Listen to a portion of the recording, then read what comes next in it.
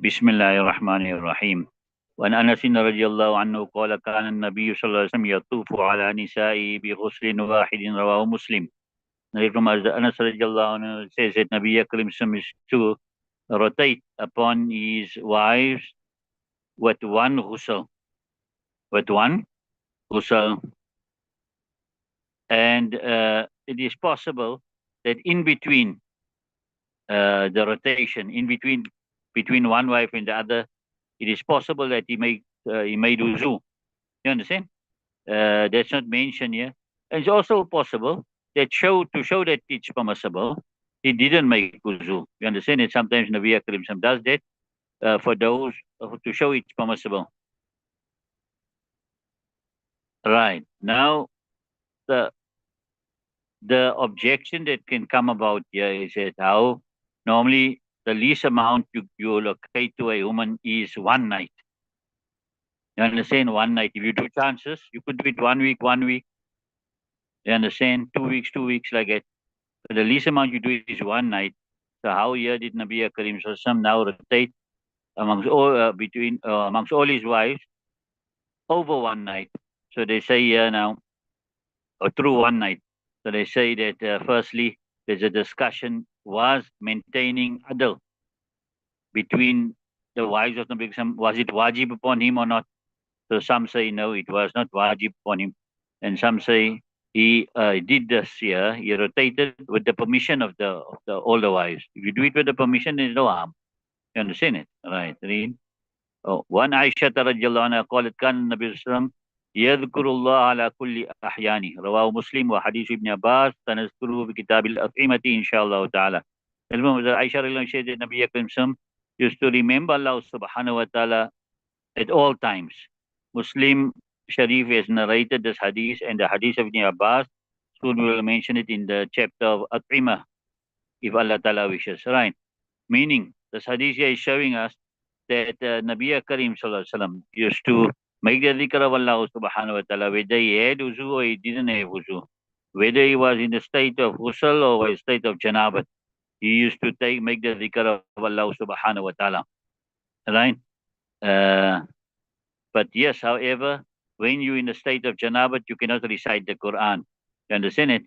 And when you, and likewise, you can't make the dhikr of Allah subhanahu wa ta'ala in the toilet and in the ghusl khana. Exactly in the ghusl khana where you are. You understand? You don't have clothes on. Right? And then some ulama here says that this refers to zikr qalbi. In other words, Nabi Karim was always aware of Allah subhanahu wa ta'ala. You understand? Right. الفصل الثاني وعن ابن عباس رضي الله عنهما قال اغتسل بعض أزواج النبي صلى الله عليه وسلم في جفنة فأراد رسول الله صلى الله عليه وسلم أن يتوضأ منه فقالت يا رسول الله إني كنت جنبا فقال إن الماء لا يجنب. رواه الترمذي وأبو داود وابن ماجه وروى الدارمي نحوه في شرح سنة عنه عن ميمونة بلفظ المصابيح. Ibn Abbas radiallahu anhu says that one of the wives of Nabi Karim made ghusl from a bowl of water, right? So Nabi Karim intended to make wuzu from it. So she said, oh Nabi Karim, I was in halat janabat. So he says, indeed, the water doesn't make junub. You understand it?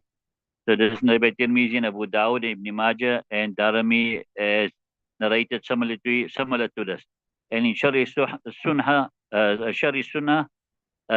from Ibn Abbas, from Maimuna, with the words of Mishkatul Masabih. Right. So from this hadith, we can understand that for a man can use the leftover water of a woman who made ghusl, like if his wife made ghusl from janabat, there is leftover water in there, not the water that she used on the body, but the leftover water in the bucket. He can use for that for wuzu. You understand it? However, after a few hadiths, you'll come across a hadith which says that a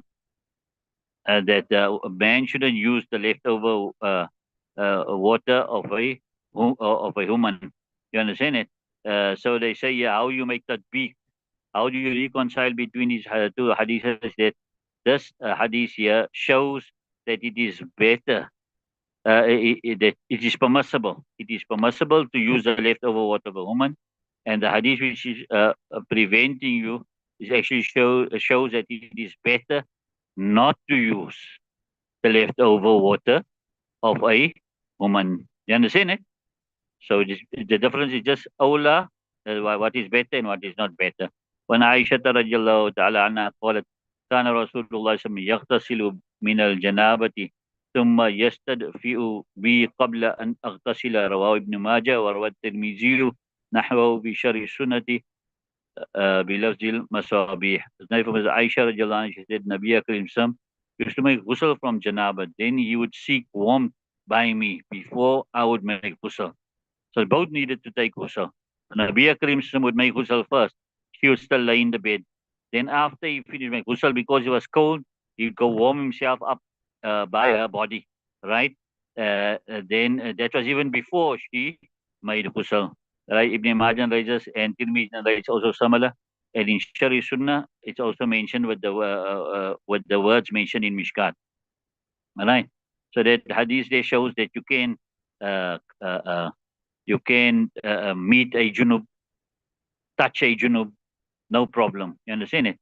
When Ali radiallahu anhu قال كان النبي صلى الله عليه وسلم يخرج من الخلاء فيقرئنا القرآن ويأكل معنا اللحم ولم يكن يحجبه أو يحجزه عن القرآن شيء ليس الجنابة رواه أبو داود والنسائي ورواه ابن ماجه نحوه. Later from Hazrat Ali radiallahu anhu said Nabi Karim used to come out from the toilet. Then he used to recite to us Quran and he used to eat with us meat, and nothing used to stop him or prevent him from Quran except Janabat. Abu Dawud Nasai has narrated it, and Ibn Majah has also narrated similar to it. In this hadith, we learn one or two masail. One first is that without wuzu, a person can read Quran as long as you don't touch the Quran. You can read Quran without wuzu, right? And then the second is that, but without ghusl, you can't read the Quran. You understand it? That's the second masla you learn from there. When Ibn Umar radiallahu anhuma قال قال رسول الله صلى الله عليه وسلم لا تقرأوا الحائض ولا الجنوب شيئا من القرآن رواه الترمذي. Now, from Ibn Umar radiallahu anhu said Nabi Karim sallallahu alaihi wasallam said that a woman in haze, no, a woman in halat or a person in halat janabat can not read anything from the Quran. And this is the masla according to Imam Abu Hanifa and Imam Shafi rahmatullah alayh. They say they cannot read anything from the Quran, not even less than an ayah. One is an whole ayah you can't read because then you're reading. And even less than an ayah, Imam Abu Hanifa and Imam Shafi say you can't read. However, some ulama say that a woman in Jais or a person in Janabat can read less than an ayah. Can't read a full ayah, but they can read less than an ayah. And then also they say you can read if it's in the way of dua. You understand? If you read, but not in the way of tilawat, but in the way of dua. When Aisha radiallahu anha, you're checking the time, ne? Okay. When Aisha radiallahu anha قالت قال رسول الله صلى الله عليه وسلم وجهوا هذه البيوت عن المسجد فإني لا أحل المسجد لحائض ولا جنوب رواه أبو داود. Narrated from Aisha radiallahu anha, she said Nabi Karim says that turn away these houses from the masjid because I do not make permissible the masjid for a woman in haze and no person in halat janabat. Imam Abu Dawud has narrated this hadith. Right. Imam Shafi and Imam Malik rahmatullah alayhi says that if a person is in halat janabat or a woman is in haze and they need to just pass through the masjid, then they can. But they can't stay in the masjid. They can just pass through the masjid. Imam Abu Hanifa rahmatullah says, just as they cannot stay in the masjid, they cannot pass through the masjid either. You understand? When Ali radiallahu anhu qala qala Rasulullah sallallahu alaihi wasallam لا تدخل الملائكة بيتا فيه سورة ولا قلب ولا جنوب رواه أبو داود والنسائي. Then from Ali radiallahu anhu said Nabi Karim sallallahu alaihi wasallam said a malaika should not enter a house in which there is a picture know a dog and know somebody in halat janabat. Abu Dawud and Nasai has narrated this hadith here. Here, firstly, which malaika is referring to the malaikas of rahmah? Doesn't enter these places where these three uh, things are. Yeah, you're saying the janab, surat, and the kalb and the junub. Right. When it comes to the picture, they say that picture that is on the roof, on the walls, and it's big and it's manifest. There's a picture that is intended. If the picture is on the ground or it is very small, then that is not the picture that is intended, right? And also they say if the picture is of non-animate, then it's permissible. You understand it? And likewise, if the picture is of an animate object, but the head of the picture has been removed, the head, right? Then also that picture is jais. Right. Then we have now, uh, when it comes to the dogs now, right? When it comes to the dogs, then not every time. Those dogs that are kept as pets and for fashion, those are the dogs that's meant here. Otherwise, they are dogs out of necessity. You need them as a guide dog.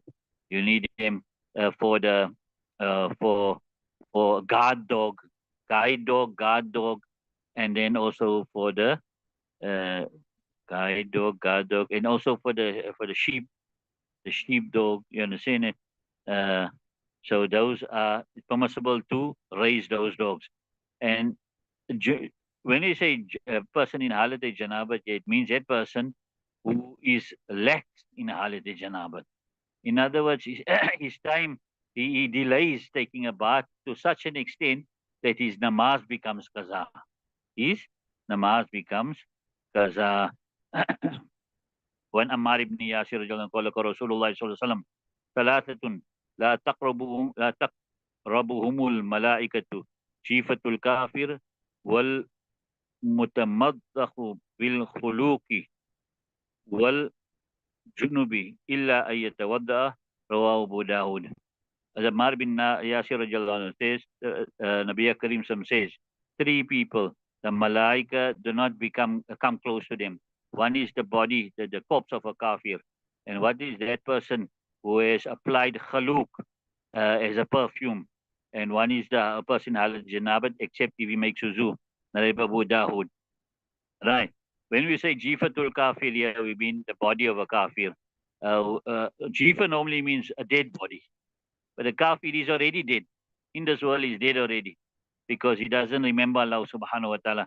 So therefore, whether the body is dead or the body alive of a kafir, it refers to both. Then khaluk is that perfume, right? Which is made up of saffron and other things, right? And then it gives a color. So that's not permissible for men. The perfume that gives a color is permissible for women, but not permissible for men.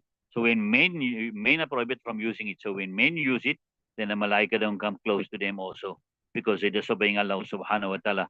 And then the third is the person in halat janabat until he makes wuzu. But I explained to you of halat janabat there what it says, that the person is lax in halat janabat. He delays taking a ghusl to such an extent that his namaz becomes qaza.